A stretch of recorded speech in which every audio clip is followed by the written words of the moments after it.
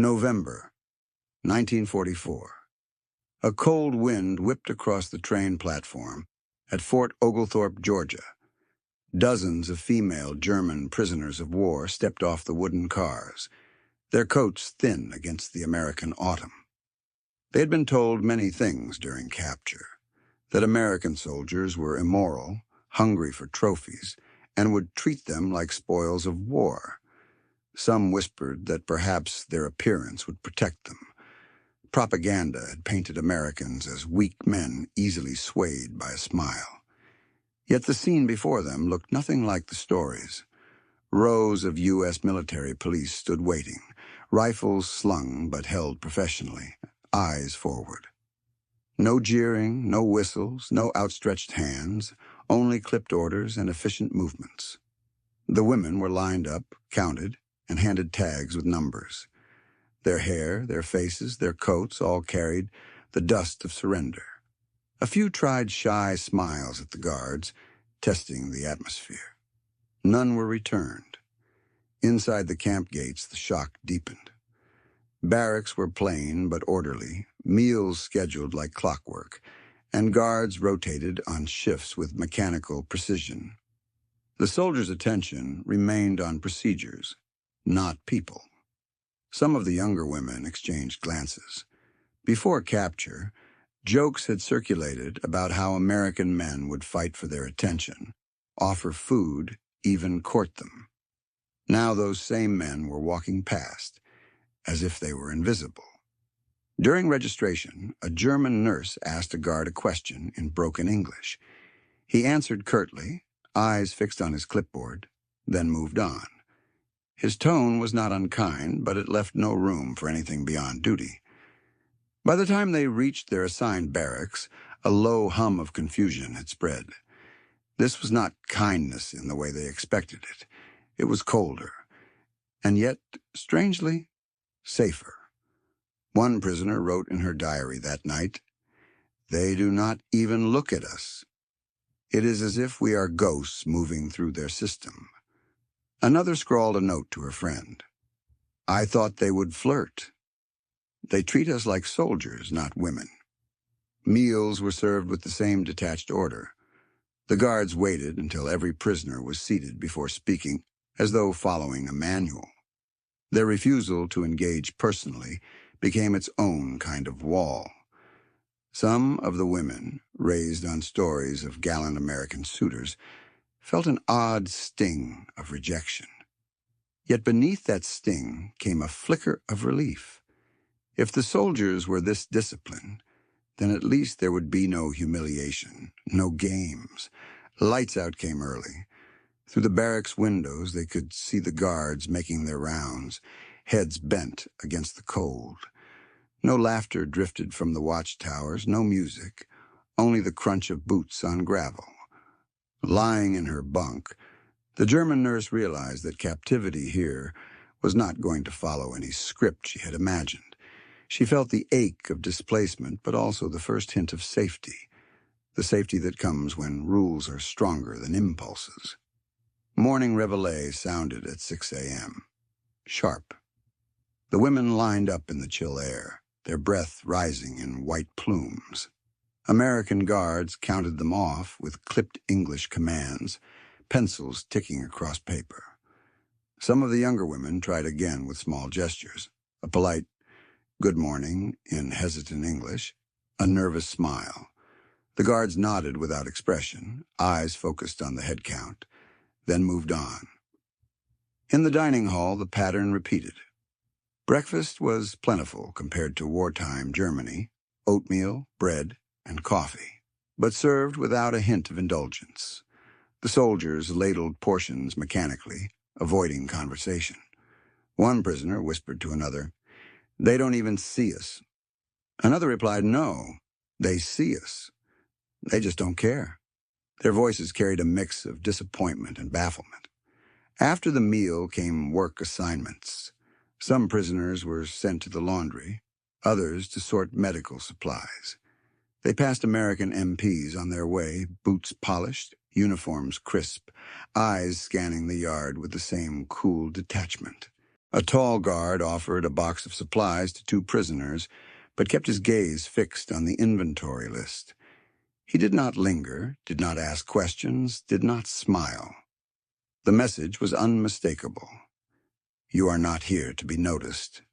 The realization began to sink in. Whatever fantasies they had about charm or favoritism would not be indulged. This was a system, not a storybook. A German Red Cross volunteer, older and more worldly, murmured to the others, "This is what discipline looks like? They treat us like soldiers because they are soldiers." Her words spread through the group, settling the restless speculation. In the afternoons, the women were allowed to walk the perimeter yard under watch. Some tried small talk with the younger guards through the fence, simple phrases about the weather, about their homes. Replies came, but only as short, polite acknowledgments. One girl wrote later in her diary, "Their eyes slide past us. They answer, but do not linger. They are polite, but distant. It is worse than cruelty. It is indifference."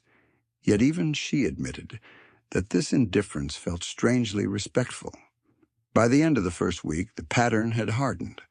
Rations, inspections, work duty, roll call. Guards rotated without ceremony. There were no soft favors, no sudden gifts, no hidden liaisons. Some of the women began to understand that this detachment was its own form of safety. The walls were clear, and inside those walls no one crossed the line. The rumors of American impropriety that had filled their barracks in Europe dissolved like mist. At night, the barracks hummed with quiet talk. Women compared notes, laughed nervously at their own dashed expectations, and slowly shifted their thinking. This was not humiliation. This was order. The German nurse lay awake on her cot, staring at the rafters. She had spent weeks dreading captivity. Now she dreaded something else. What it meant to be treated as a human being, but not as a woman, to be refused even the power of her own appearance. The second week began with stricter routines. The women were now marched to work details twice a day. The guards' boots beat a steady rhythm on the gravel, their eyes scanning the lines without a flicker of personal interest. At first, a few prisoners still tried subtle gestures, adjusting their hair, smiling at the soldiers, or offering a casual remark. Each attempt was met with the same neutral replies. "Move along. Keep the line. Yes, ma'am." The contrast was jarring. In Europe, uniforms had often meant danger.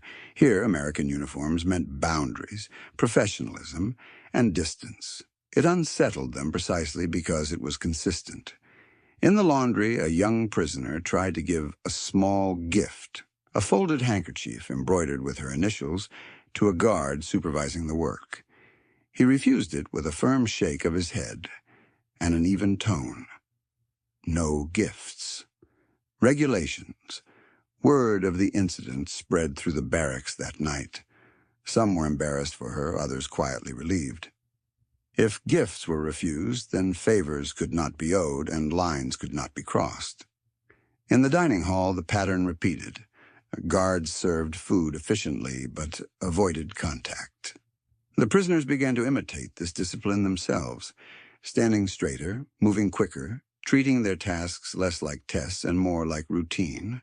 A German nurse began to write letters home describing the professionalism of the Americans. "They do not flirt. They do not joke. They act as if we are invisible. But it is safer this way," she wrote. The women gradually realized that captivity here was built on procedure, not personal whims. The rejection they had once feared as humiliation now appeared as a kind of shield protecting them from exploitation. In the yard one afternoon, a tall sergeant approached a group to clarify their work detail. His tone was even, his posture respectful. When one of the women nervously tried to thank him in English, he nodded briefly and walked away. This constant refusal of intimacy created a new atmosphere in the camp, Rumors faded. Tension lessened. Even the more romantic-minded prisoners began to accept that the American soldiers would not become part of their private stories. By the end of the third week, the camp felt almost like a strange training ground. Lines were drawn, rules obeyed, and everyone knew their place. It was not warmth, but it was stability. One prisoner summed it up in her diary. "We are women, but here we are treated as soldiers. They will not take what we offer. They will not give what we imagine. They will only do their duty." That realization carried a quiet dignity of its own. Without favoritism, there was no rivalry, no jealousy, no bargaining for protection. Every woman stood under the same rules. Lights out came again with no incident.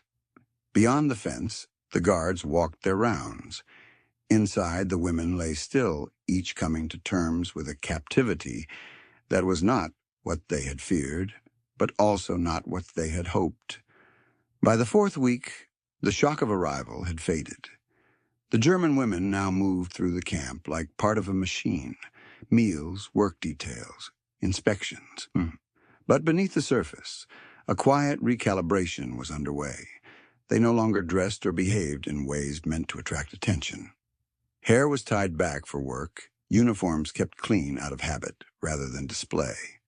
Without the possibility of romance, effort shifted to discipline and self-preservation. In the infirmary, one former nurse watched American medics tend to sick prisoners with calm professionalism. She noted that the same even tone was used with everyone, no matter how young or old, no matter how pretty or plain. Some prisoners wrote in their diaries, "We are not invisible. We are simply not for them." It was a subtle but powerful distinction. The rejection they had once felt as a wound now looked like a wall of integrity. During afternoon recreation periods, groups played cards or wrote letters instead of trying to catch the guards' eyes. The guards, in turn, relaxed slightly, joking among themselves, but never crossed the line that separated captor and captive. One afternoon, a female prisoner stumbled and dropped a bucket of water. A nearby guard helped her pick it up, nodded once, and walked away without another word. The incident left her shaken. Kindness without ulterior motive felt foreign. In the barracks that night, the women talked about the guard's action. Some still whispered about hidden motives, but most understood. These men were bound by rules stricter than their own. The camp's library became a haven. Books in German and English appeared, sent by relief organizations. The women began reading, not for show, but because boredom had been replaced by strange safety. A prisoner who once tried to flirt with the guards now spent her afternoons learning English phrases from a worn dictionary. Her diary entry read, "If they will not see me as a woman, I will become a student instead." In the mess hall, the food was still plain but steady.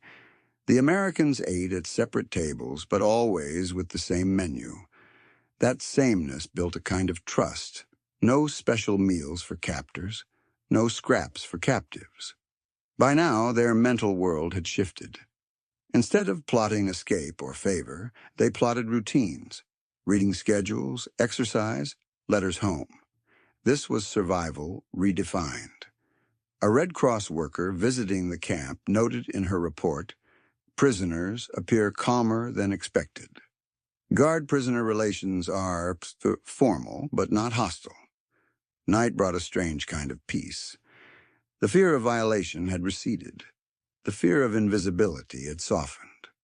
What remained was a quiet acceptance of a system both stricter and more humane than they had imagined. One prisoner whispered to another in the dark, "They do not want us. But maybe that is why we are safe." It was a bitter comfort, but comfort nonetheless. By the second month, the atmosphere of the camp had changed. The women no longer carried themselves as potential victims or potential partners, but as disciplined detainees.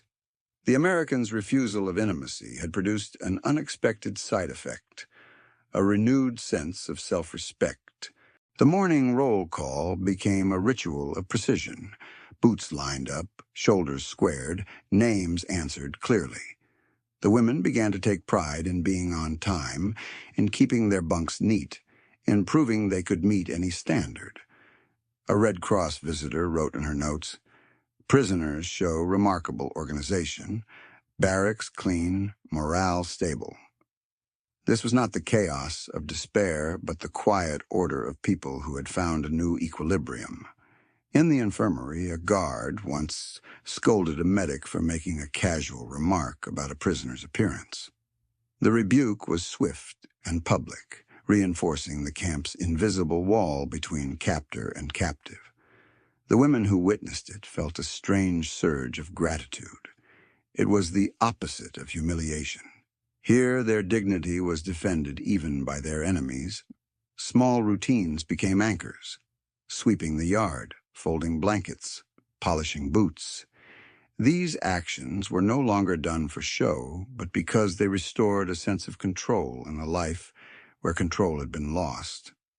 At mealtimes, the guards distributed food with the same brisk efficiency.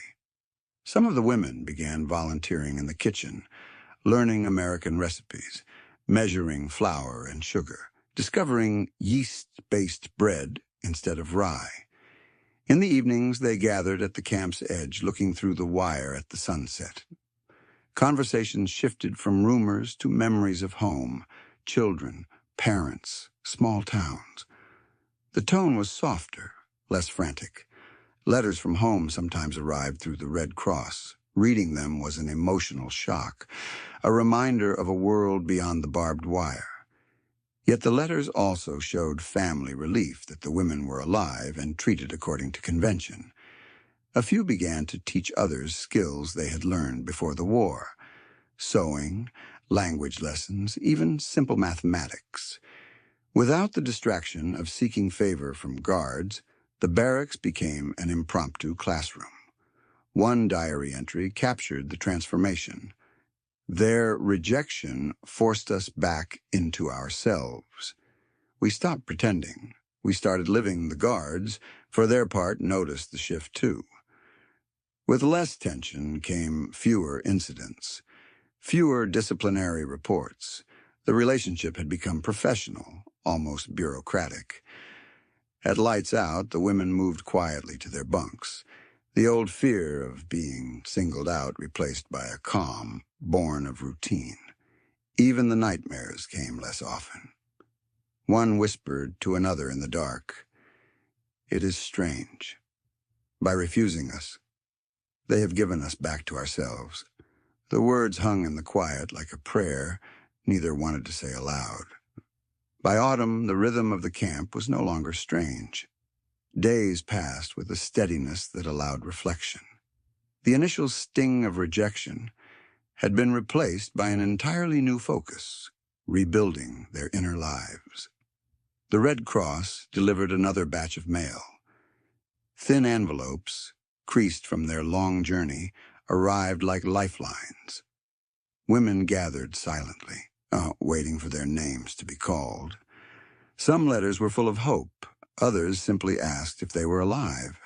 In the barracks, they read aloud to each other, translating words from parents, husbands, and children. Tears came, but this time without shame. The women began to see themselves as more than captives, as bridges back to a normal world. Books and newspapers trickled into the camp. Dictionaries, history texts, even simple storybooks in German and English. A former schoolteacher among the prisoners began running classes at night, chalking vocabulary on a piece of scrap wood. The guards allowed it without interference, even providing more pencils and paper. It was not generosity for its own sake, but adherence to Geneva Convention rules. Yet for the prisoners it felt revolutionary, education in captivity. Afternoons were punctuated by work assignments. Some women chose gardening, others laundry, some clerical duties. Instead of trying to impress the guards, they took pride in competence, in making their section of the camp run smoothly. An American officer walked through the camp one day and remarked, "This looks like a small town." The women overheard and felt a flicker of pride. They had made order from captivity. Cultural exchange slipped in quietly. A guard demonstrated how to play baseball with a broom handle and a ball of rags. The women laughed awkwardly, their first instinct still suspicion, but slowly the sound of bat against cloth became a new rhythm. Diaries from the time recorded a shift in thinking. We thought rejection meant humiliation. It meant boundaries. But within those boundaries, we are free to rebuild. Some prisoners began writing essays or keeping journals not just of daily life but of their changing ideas. They wrote about fairness, about discipline, about the strange decency of men they had been taught to fear. At night, instead of whispering about guards or favors, they whispered about plans for after the war. Where to live, whether to return to their old towns, how to explain this experience to their families. One evening, a prisoner teaching herself English wrote in block letters on her notebook, "Respect without love is still respect." It became a quiet motto passed between bunks. The camp library's piano became a focal point. Songs from pre-war Germany mixed with American tunes learned by ear. Music filled the air, bridging the gap between captor and captive without crossing boundaries. The guards, too, seemed more at ease. They didn't smile more, but their posture softened. They treated the women as part of a predictable routine, not as anomalies in a men's army world. By winter, the camp had settled into a rhythm almost like a small, disciplined village. The women rose at dawn, folded their blankets, washed at the communal sinks, and lined up for morning roll call without prompting. Breakfast arrived in metal trays, oatmeal, bread, sometimes fruit. It was plain but steady. They no longer eyed it with suspicion. Hunger had been replaced by routine nourishment. Work details followed. Some prisoners were assigned to laundry, some to clerical work in the camp office, others to tending the garden plots that ringed the wire. These tasks became small badges of competence. The Americans inspected but did not hover. Their presence was distant but orderly. The women understood the rules now and, in a strange way, found security in them. Each barrack appointed its own monitor to keep order, sweeping floors, checking bedrolls, and resolving minor disputes. This self-management restored a sense of agency that months earlier had seemed impossible. In the afternoons, educational sessions continued. English lessons, sewing, and even mathematics drew groups of women together. They learned to read labels on American canned goods, to write their names in block letters, to exchange greetings with guards without fear. Letters from home still arrived sporadically. Reading them no longer caused as much anguish. Instead, the women treated them as anchors to a future beyond the fences. Some began small crafts, carving figures from soap, knitting with scavenged yarn, sketching scenes from memory. These creations decorated the barracks, transforming bare wooden walls into quiet galleries of survival. The guards noticed the change. Reports of disciplinary problems dropped to nearly zero. The women had turned captivity into an organized life, shaped by their own efforts. During evening meals, talk turned to plans for after the war. Some wanted to study nursing again. Others dreamed of emigrating. Still others simply wanted to return to the routines of their home villages. By lights out, the barracks fell silent with a kind of collective exhale. Instead of whispering about guards or seeking attention, the women whispered prayers or read quietly by the dim glow of contraband candles. One diary captured the transformation perfectly. At first, rejection felt like insult. Now it feels like dignity. We stand upright because no one has bent us. Even the sound of the guards' boots outside no longer triggered tension. It was simply part of the night, like wind through pine boards or the distant train whistle. A younger prisoner remarked softly to her bunkmate, "We thought freedom meant romance. But this kind of respect is its own freedom." The other nodded in the dark. Snow began to drift across the camp fences, frosting the barbed wire. In the distance, train whistles echoed, carrying news of a war still raging across oceans. Inside the camp, life ticked forward in measured steps. Each woman carried a silent duality. She was a prisoner of war, yet safer and healthier than many civilians back home. The paradox weighed heavier with every passing week. News bulletins pinned to the camp notice board spoke of bombings, advances, and retreats. The women crowded around, scanning for names of towns, fearful for families they could not reach. The Americans, bound by duty, did not discuss the front. But their clipped tones, their occasional glances at maps, betrayed a sense of momentum. The prisoners read these signals like barometers of fate. The strict rejection they had experienced now seemed part of a larger pattern. The Americans kept emotional distance, not out of cruelty, but out of professionalism. This realization unsettled and calmed them at once. It explained why the guards handed out food without favoritism, why letters were screened but never mocked, why they were treated as prisoners rather than as trophies. Some women began writing reflections in their diaries, trying to reconcile their shifting beliefs. One entry read, "They reject us, but do not hate us. They feed us, but do not want us. We are safe, but not free." Educational sessions continued indoors, the chill of winter countered by wood stoves. English vocabulary shifted from simple greetings to phrases about home, health, and future plans. Evenings brought music and sometimes films, old newsreels or Hollywood features projected onto a sheet. The images of peacetime cities, cars and laughter both fascinated and haunted the prisoners. Conversations changed tone. Instead of speculating about personal attention from guards, the women spoke about America itself, its size, its wealth, its baffling mixture of strictness and abundance. Some prisoners, sketching on scraps of paper, drew city skylines or imagined homes they had never seen. The rejection they once resented now freed their minds to imagine futures beyond captivity. One night during a snowstorm, a guard left extra firewood by the barracks door. The women dragged it in silently, piling it near the stove. No one spoke of kindness. It was simply action without words, a small sign of humanity. In the dim light, one of the older women whispered to another, "Respect without closeness is still better than closeness without respect." The phrase spread like a proverb. That winter, the camp became a strange island of suspended time.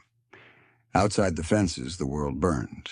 Inside, discipline and boundaries offered an unexpected kind of stability. Spring thawed the camp slowly. Snowmelt ran in little rivulets under the fences, and sparrows perched on the barbed wire singing as if nothing in the world were wrong. With warmer days came rumors. Guards whispered of Germany collapsing, of cities in flames, of a front line moving closer to Berlin with every sunrise. The women's routines carried on, and washing clothes, attending classes, writing letters, but under the surface a restless anticipation grew. They began to imagine their return. Would their families welcome them or shun them? Would they be forever marked by captivity? The question circled like birds over the barracks at night. Some prisoners prepared by sewing small bundles of belongings. Others practiced English phrases, hoping they might find work if they could not go home. The Americans maintained their rules to the end. No favoritism, no special privileges, no boundary crossing. What had begun as rejection now felt like a protective wall. One diary entry captured the mood. They never gave us the intimacy we once sought, yet their refusal gave us something stronger, our own self-respect. In the recreation hall, a guard screened a film about post-war reconstruction. Women stared at images of ruined European cities and bustling American towns, feeling the gulf between them widen. By late April, the camp's library had expanded. Books in German about democracy, law, and international cooperation appeared on the shelves, quietly reshaping prisoners' perspectives. Even meals felt symbolic now, bread baked fresh each morning, vegetables from camp gardens. The women who once hid chocolate now shared it with each other without fear. Each evening, as the sun dipped low, the fences cast long shadows across the exercise yard. Within those shadows, the women walked slowly, heads high, adjusting to the idea of life beyond captivity. In hushed conversations, they rehearsed speeches they might give to parents or husbands, trying to explain what had happened here, and what had not. The guards, too, seemed to soften. Their salutes were crisper, but their eyes less guarded, as if the war's end allowed some humanity to return to their faces. For the women, the realization was bittersweet. Their captors had rejected their attempts at closeness, but had preserved their dignity, and perhaps their future. The orders came quietly one morning. Papers were posted on the notice board, lists of names, destinations, dates. Repatriation had begun. A stunned silence spread through the barracks. For months, captivity had become its own world. Now the wire fences would open. Women who had built routines braced themselves for an unknown future. They packed their few belongings, folded uniforms, letters, drawings, and scraps of diary pages. Some slipped American soap into their bags, a small reminder of the life they had known behind barbed wire. The guards lined them up just as always, but this time without rifles slung across their shoulders. Instead of command barked in clipped English, there were brief nods and soft words. Some of the women, hearts racing, expected a farewell gesture, a personal word. But the Americans remained professional to the end. No embraces, no whispered promises. This final refusal stung, but also clarified. The boundaries had held from the first day to the last. They had been treated firmly, but not exploited. They had been prisoners, but not possessions. At the camp gate, buses waited. Their engines rumbled low, clouds of diesel drifting upward. The prisoners stepped aboard, glancing back at the fences, the watchtowers, the rows of wooden barracks fading in the morning light. Some women whispered thanks under their breath. Others stared straight ahead, eyes dry, determined to carry their dignity with them into whatever waited beyond the ocean. As the buses rolled away, the camp seemed to shrink into a single memory, a paradox of captivity and humanity, of rejection and respect. Later, back in their villages, they would try to describe it, how the enemy soldiers had refused closeness yet offered kindness, how the walls that kept them in also protected them from humiliation. The diaries they smuggled home told the same story in different words. We went expecting monsters. We found men bound by rules. Years later, historians would call this an experiment in mass re-education. But for the women who lived it, it was simpler. It was the discovery that dignity can survive even behind barbed wire. For some, the memory faded. For others, it shaped a lifetime. They raised children, told cautionary tales, or never spoke of it again. Yet the experience lingered, a quiet contradiction to everything they had been taught about war. In the end, what shocked them most was not the rejection itself, but the lesson hidden within it. Power without abuse, rules without cruelty, distance without disdain.